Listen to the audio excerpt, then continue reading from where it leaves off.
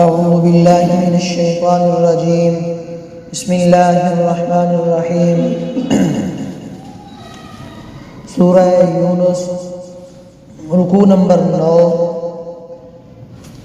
آیت نمبر 83 84 85 86 اور 87 فما آمن لموسى إلا ذرية من قومه على خوف من فرعون وملئهم أن يفتنهم وإن فرعون لعال في الأرض وإنه لمن المسرفين وقال موسى يا قوم إن كنتم آمنتم بالله فعليه توكلوا إن كنتم مسلمين فقالوا على الله توكلنا ربنا لا تجعلنا فتنة للقوم الظالمين ونجنا برحمتك من القوم الكافرين وأوحينا إلى موسى وأخيه أن تبوأ لقومكما بمصر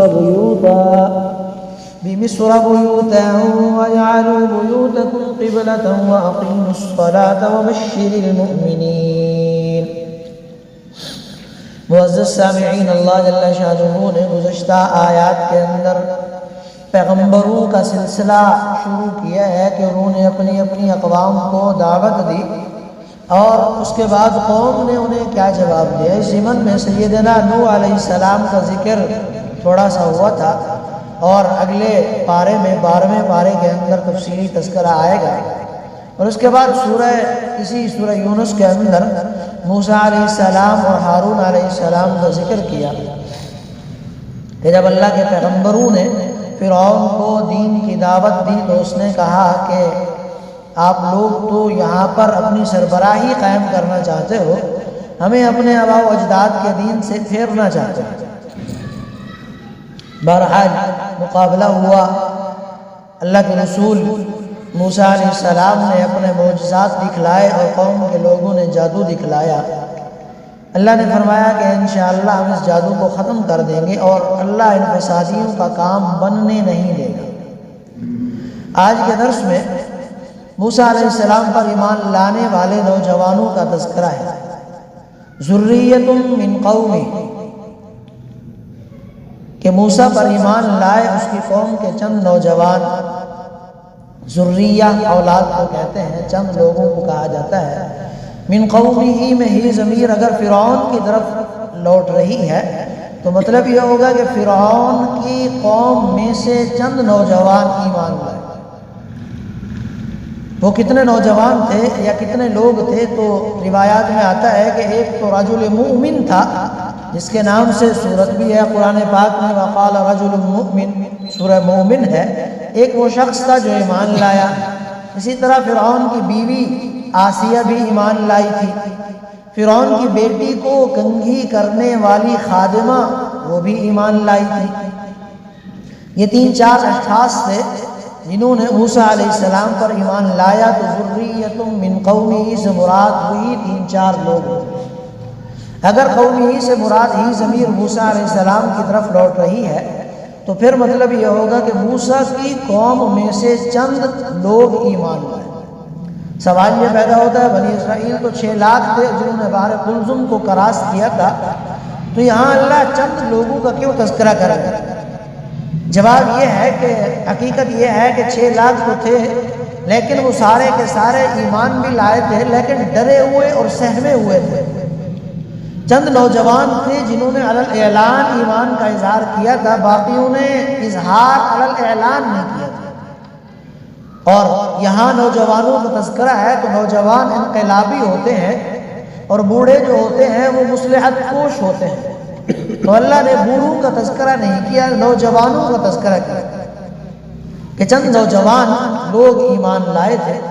اور یہ بات تو پہلے سے ہی بتا دی تھی فرعون کے مظالم کے حوالے سے اس کے نجومیوں نے کہ ایک بنی اسرائیل میں بچہ پیدا ہوگا جو تیری سلطنت کا خطرہ بنے گا، تو اس خطرے کے پیش نظر فرعون 90,000 بنی اسرائیلیوں کو قتل کروا دیا۔ تو فرعون کے مظالم بہت زیادہ تھے اور لوگ بڑے ڈرے ہوئے اور سہمے ہوئے تھے، اس وجہ سے ان چند نوجوانوں نے تو واضح اعلان کیا تھا، باقی سب ایمان کو اپنے دل میں چھپا کر رکھتے تھے۔ ترجمہ دیکھیے، فما آمن لموسیٰ الا ذریۃ من قومہ علی خوف من فرعون وملئہم ان یفتنہم۔ فما آمن لموسیٰ، پھر ہوا یہ کہ موسیٰ پر کوئی اور ایمان نہیں لایا، الا مگر ذریۃ من قومہ، خود ان کی قوم کے کچھ نوجوان۔ اگر اس کو ہی ضمیر کو موسیٰ علیہ السلام کی طرف راجع کریں، علی خوف من فرعون وملئہم،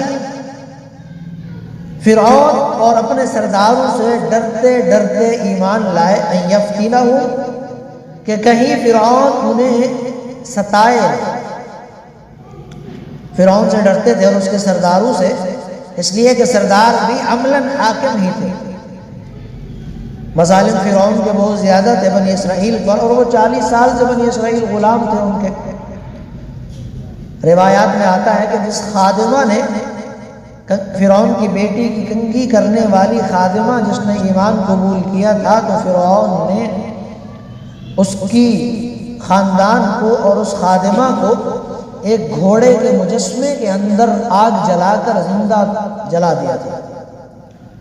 اور اسی طرح فرعون نے اپنی بیوی پر بھی انتہا درجے کا ظلم کیا، آسیہ پر بڑا شدید ظلم کیا۔ اور سورۃ التحریم کے اندر ہے کہ اس نے دعا مانگی کہ اے اللہ ہمیں اس ظالم سے نجات عطا فرما، بالآخر وہ ظلم سہتے سہتے شہید ہوئے۔ اس کے ظلم بہت زیادہ تھے تو لوگ بڑے ڈرتے تھے، جو ایمان لائے تو وہ بھی ڈرتے تھے کہ فرعون اور اس کے سردار ہمیں فتنے میں مبتلا نہ کریں۔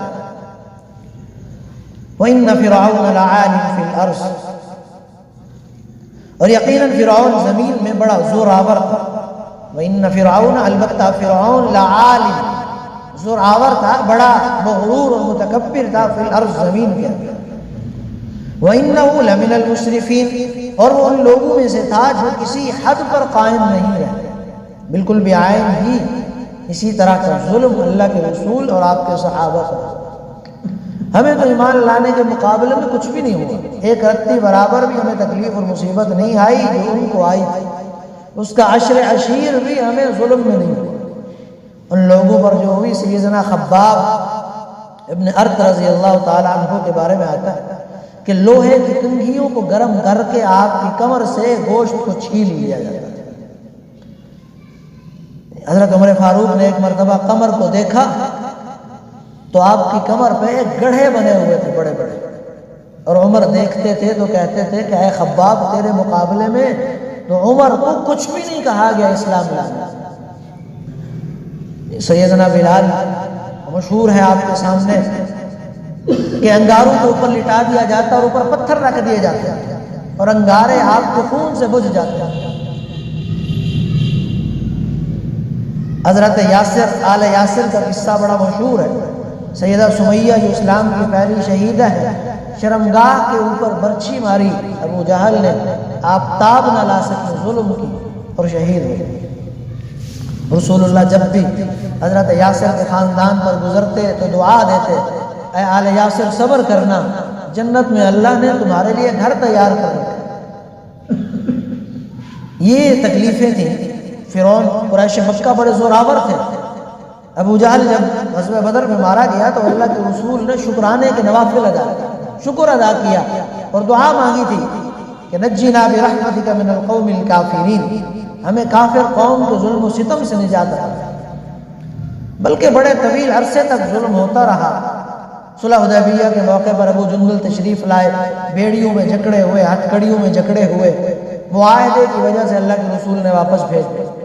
حضرت عباس مکہ میں تھے، اسلام قبول کر چکے تھے اور بار بار دعائیں کرتے، ربنا اخرجنا من هذه القرية الظالمة، اے اللہ ان ظالم لوگوں کی بستی سے ہمیں نجات دے۔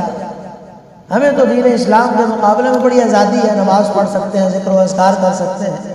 اس وقت کے حالات جو تھے بڑے سخت۔ وقال موسیٰ یا قوم، اور موسیٰ نے کہا کہ اے میری قوم، ان کنتم آمنتم باللہ، اگر تم واقعی اللہ پر ایمان لائے ہو، فعلیہ توکلوا، تو پھر اسی پر بھروسہ رکھو، ان کنتم مسلمین، اگر تم فرما بردار، پھر ڈرنے کی ضرورت نہیں ہے۔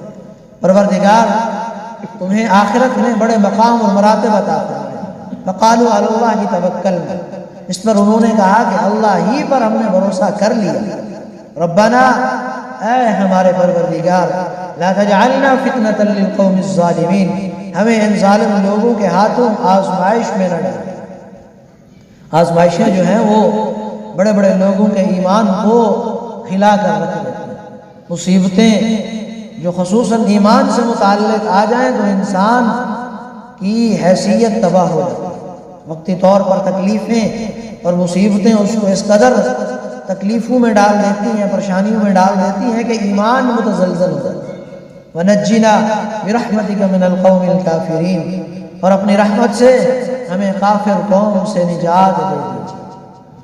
وَأَوْحَيْنَا إِلَى مُوسَى، جب یہ دعا کی وَأَخِيهِ، اور ہم نے موسیٰ اور ان کے بھائی پر وحی کی۔ وَأَوْحَيْنَا، اور ہم نے وحی کی إِلَى مُوسَى وَأَخِيهِ، موسیٰ اور ان کے بھائی پر، أَن تَبَوَّآ لِقَوْمِكُمَا بِمِصْرَ بُيُوتًا، تم دونوں اپنی قوم کو مصر ہی کے گھروں میں بساؤ۔ ان تبوّع، انہیں ٹھکانے دو، لقومکم، اپنی قوم کو، بمصر بیوتا، مصر ہی کے گھروں میں بساؤ۔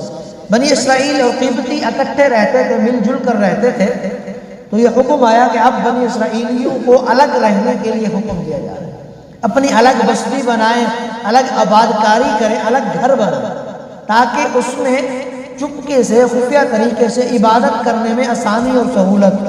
جب میل ملاپ کم ہوگا تو عبادت میں اور دین پر عمل کرنے میں کسی حد تک آسانی۔ وَجَعَلُوا بُيُوتَكُمْ قِبْلَةً، اور اپنے گھروں کو نماز کی جگہ بنائیں۔ وَأَقِيمُوا الصَّلَاةَ، اور اسی طرح نماز قائم کرو۔ وَبَشِّرِ الْمُؤْمِنِينَ، اور ایمان لانے والوں کو خوشخبری دے۔ اس آیت میں ایک تو بنی اسرائیل کو حکم یہ تھا کہ وہ بھی مصر سے ہجرت نہ کریں، مصر کے اندر ہی رہیں، بلکہ اپنے گھروں میں رہیں اور اپنے گھروں کو آبادکاری الگ کریں۔ دوسری طرف بنی اسرائیل کو اصل حکم یہ تھا کہ وہ نمازیں مسجد میں ادا کریں۔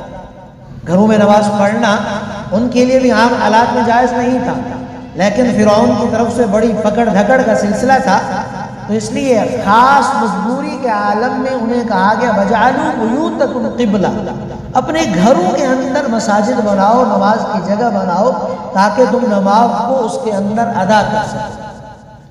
دعا کریں کہ اللہ تعالی ہم سب کو علم و عمل کی توفیق عطا فرمائے۔